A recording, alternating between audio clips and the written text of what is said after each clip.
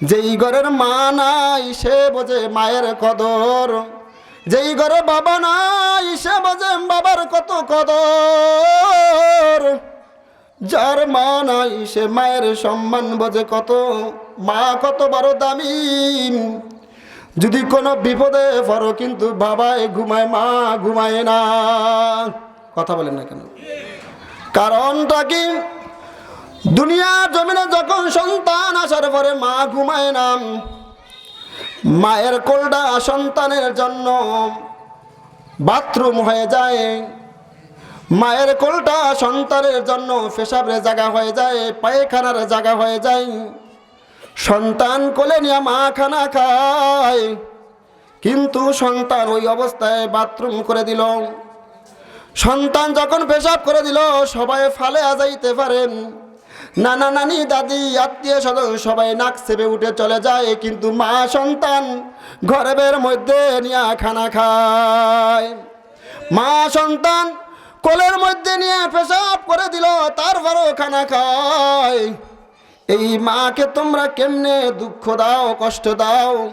আমি প্রত্যেকটা যুবক ভাইদেরকে বলি, যারা মার সাথে বেয়াদবি করছো, আজকে রাত্রে গিয়ে মায়ের পায়ে ধরে ক্ষমা চাইবা।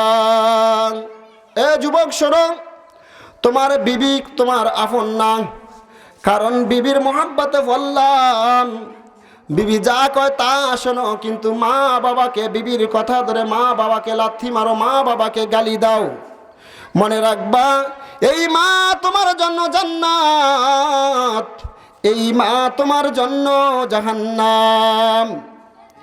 জলিলে কদর পয়গম্বর হযরত মূসা আলাইহিস সালাতু ওয়াস সালাম, বনি ইসরাইলের নবী মূসা আলাইহিস সালাতু ওয়াস সালাম একটু রাগী মেজাজ ছিল। মূসা আলাইহিস সালাম আল্লাহর সাথে কথা বলতো কোন জায়গায় গিয়ে বলেন? তুর পারে। কোথায়? কি ভয় করে কথা বলতে? ক্লিয়ার ভাবে বলেন।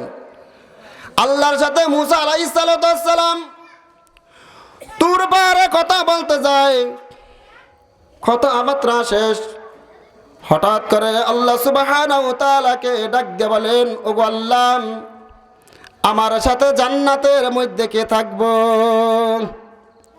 ও আল্লাহ, আমি এমন একজন পয়গম্বর, আমার সাথে জান্নাতে কে থাকবেন? ওই ব্যক্তির ঠিকানাটা আমাকে একটু দেন। আল্লাহ সুবহানাহু ওয়া তাআলা ডাক দিয়ে বলেন, মূসা, এই ঠিকানা দিলাম, যাও অমুক বাজারের একজন কসাই তোমার সাথে জান্নাতে যাবে।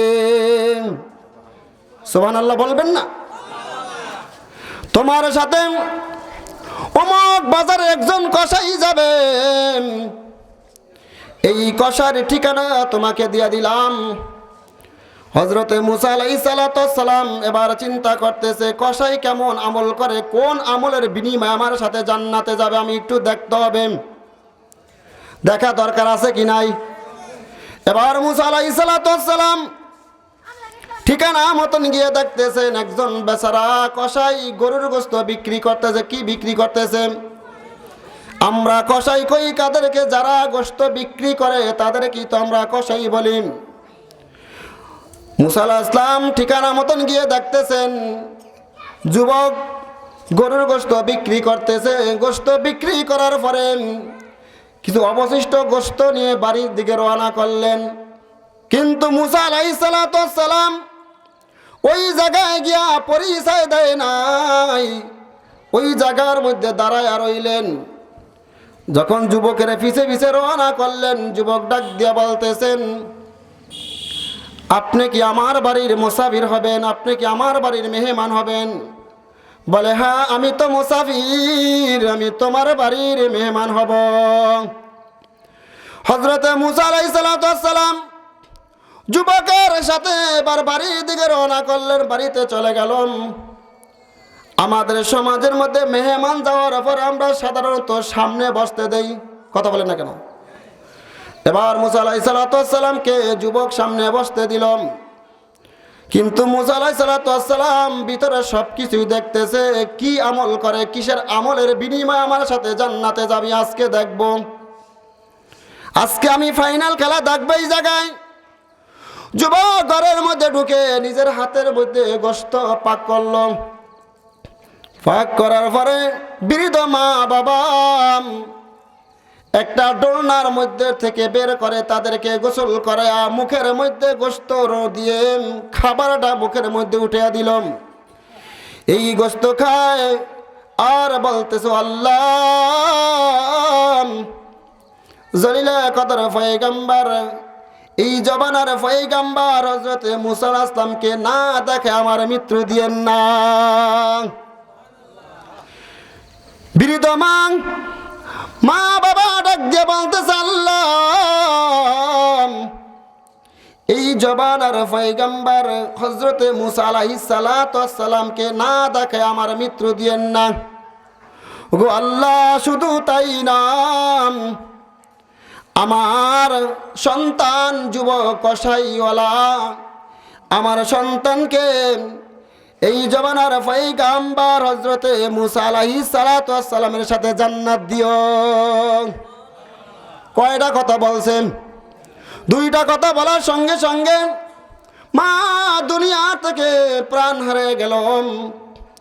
এবার যুবক ঘর থেকে বের হয়ে হযরত মুসা আলাইহিস সালামকে বিদায় দিতেছেন।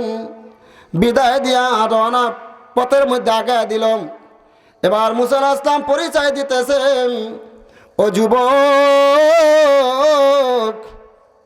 বনি ইসরায়েলের পয়গম্বর হযরত মুসা আলাইহিস সালামের নাম শুনছো? বলে হ্যাঁ শুনছি।